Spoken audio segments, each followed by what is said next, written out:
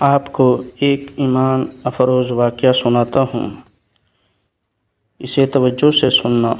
اللہ تعالیٰ ارشاد فرماتے ہیں وَأَوْحَيْنَا إِلَىٰ أُمِّ مُوسَىٰ أَنْ أَرْضِعِيهِ، اور ہم نے وحی کی موسیٰ علیہ السلام کی ماں کو کہ تو اپنے بچے کو دودھ پلاؤ۔ فَإِذَا خِفْتَ عَلَيْهِ، اور اگر تمہیں اس کے بارے میں ڈر لگے کہ فرعون کے فوجی اس کو قتل نہ کر دیں، تم اسے پانی میں ڈال دینا۔ اور آگے فرمایا يَأْخُذْهُ عَدُوٌّ لِّي وَعَدُوٌّ لَّهُ، اس کو جو پکڑے گا وہ میرا بھی دشمن ہوگا اور اس کا بھی دشمن ہوگا۔ اور ساتھ تسلی بھی دیتے ہیں کہ وَلَا تَخَافِي، ڈرنا بھی نہیں ہے، وَلَا تَحْزَنِي، اور غمزدہ بھی نہیں ہونا، إِنَّ رَادُّوهُ إِلَيْكَ، ہم اسے تیرے پاس لوٹائیں گے، وَجَاعِلُوهُ مِنَ الْمُرْسَلِينَ، اور ہم نے اسے رسولوں میں سے بنایا ہے۔ حضرت موسیٰ علیہ السلام کی ماں ایک عورت تھیں۔ وہ ذہن میں سوچ سکتی تھیں کہ اے اللہ، اگر آپ نے اس کو رسولوں میں سے بنایا ہے تو فرعون کا کوئی فوجی ادھر آ ہی نہ سکے، یا اے اللہ میں اسے کسی غار میں رکھ آتی ہوں اور ادھر کوئی جا ہی نہ سکے، یا میں اسے گھر کی چھت پر رکھ دیتی ہوں تاکہ بچہ محفوظ رہے۔ مگر اللہ تعالیٰ فرماتے ہیں بچے کو پانی میں ڈال دینا۔ عقل کہتی ہے پانی میں بچہ ڈوب جائے گا، اچھا اس کو صندوق میں ڈال دیتی ہوں، صندوق میں ڈالے گی تو اس کے اندر پانی بھر جائے گا، اگر سارے سوراخ بند کر دیں تو ہوا کے اندر نہ جانے کی وجہ سے آکسیجن نہیں مل سکے گی، جس کی وجہ سے بچہ مر جائے گا۔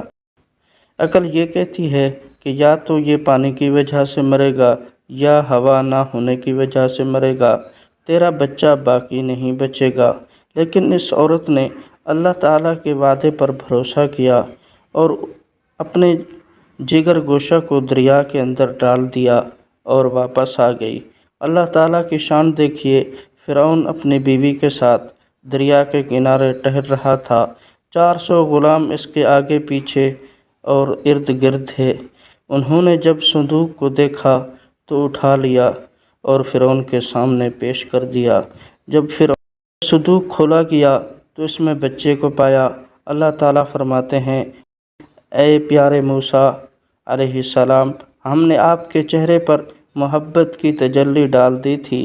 گویا اللہ تعالیٰ نے حضرت موسیٰ علیہ السلام کے چہرہ اقدس کو زیبائی عطا کر کے ایسا دلکش بنا دیا تھا کہ جو دیکھتا تھا وہ دل دے بیٹھتا۔ چنانچہ جیسے ہی فرعون کی بیوی نے دیکھا تو کہنے لگی لا تقتلوا، تم نے اسے قتل نہیں کرنا، عسیٰ ان ینفعنا او نتخذوہ ولدا، یا یہ ہمیں نفع پہنچائے یا ہم اسے بیٹا بنا لیں گے۔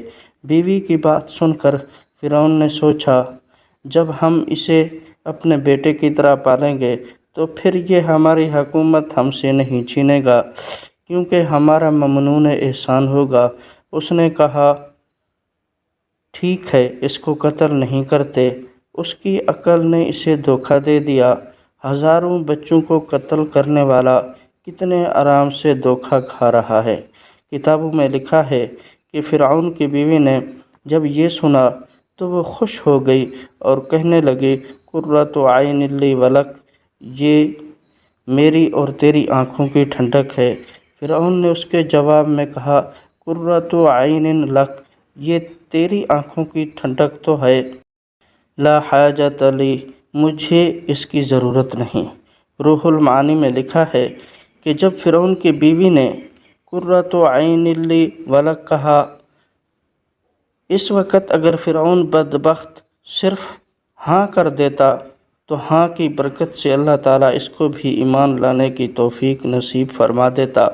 چنانچہ فرعون کی بیوی حضرت آسیہ رضی اللہ تعالی عنہما خوش ہوئی تھیں، اس لیے فرعون نے اس خوشی کی وجہ سے وہاں پر موجودہ 400 غلاموں کو آزاد کر دیا تھا۔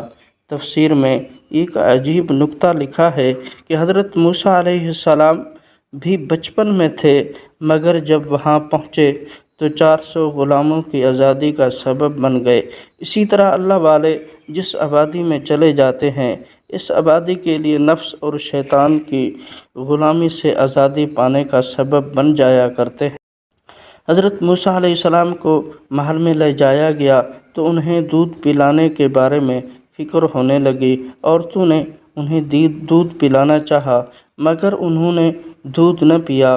اللہ تعالیٰ فرماتے ہیں وَحَرَّمْنَا عَلَيْهِ الْمَرَاضِعَ مِن قَبْلُ، اور ہم نے ان پر دوسری عورتوں کا دودھ حرام فرما دیا تھا۔ فرعون بڑا پریشان ہوا کہ بچہ دودھ نہیں پیتا۔ اس نے کہا کچھ اور عورتوں کو بلاؤ۔ چنانچہ کئی عورتوں کو بلایا گیا لیکن بچے نے کسی کا بھی دودھ نہ پیا۔ فرعون اور زیادہ پریشان ہوا۔ اسی حالت میں رات گزر گئی۔ ادھر حضرت موسیٰ علیہ السلام کی والدہ بہت زیادہ پریشان حال تھیں، دکھ اور غم کے ساتھ صبح کی۔ اللہ تعالیٰ فرماتے ہیں اگر ہم اس کے دل پر گرہ نہ دے دیتے، اس کے دل کو سکون نہ دے دیتے تو وہ راز کھول ہی بیٹھتی، یعنی وہ رو پڑتی اور لوگوں کو پتہ چل جاتا۔ گویا اللہ تعالیٰ نے ان کو ربط قلوب عطا فرما دیا تھا۔ انہوں نے اپنی بیٹی سے کہا کہ جاؤ اور اپنے بھائی کا پتہ کر کے آؤ۔ چنانچہ حضرت موسیٰ علیہ السلام کی بہن بھاگی گئی۔ اس نے فرعون کے محل میں جا کر دیکھا کہ حضرت موسیٰ علیہ السلام گود میں لیٹے ہوئے ہیں، عورتیں ان کو دودھ پلانے کی کوشش کر رہی ہیں اور وہ دودھ نہیں پی رہے، اور فرعون بھی بہت پریشان ہے۔ حضرت موسیٰ علیہ السلام کی بہن نے فرعون سے کہا هل ادلکم علی اہل البیت یکفلونہ لکم وہم لہ ناصحون، کیا میں تمہیں ایسے گھر والوں کے بارے میں نہ بتاؤں جو اس بچے کو دودھ پلائیں گے اور وہ اس کی اچھی پرورش کریں گے اور وہ اس کے بڑے خیر خواہ ہوں گے۔ جب اس نے یہ کہا وہ اس کے بڑے خیر خواہ ہوں گے تو فرعون کو بات کھٹک گئی۔ چنانچہ وہ کہنے لگا اچھا کیوں خیر خواہ ہوں گے؟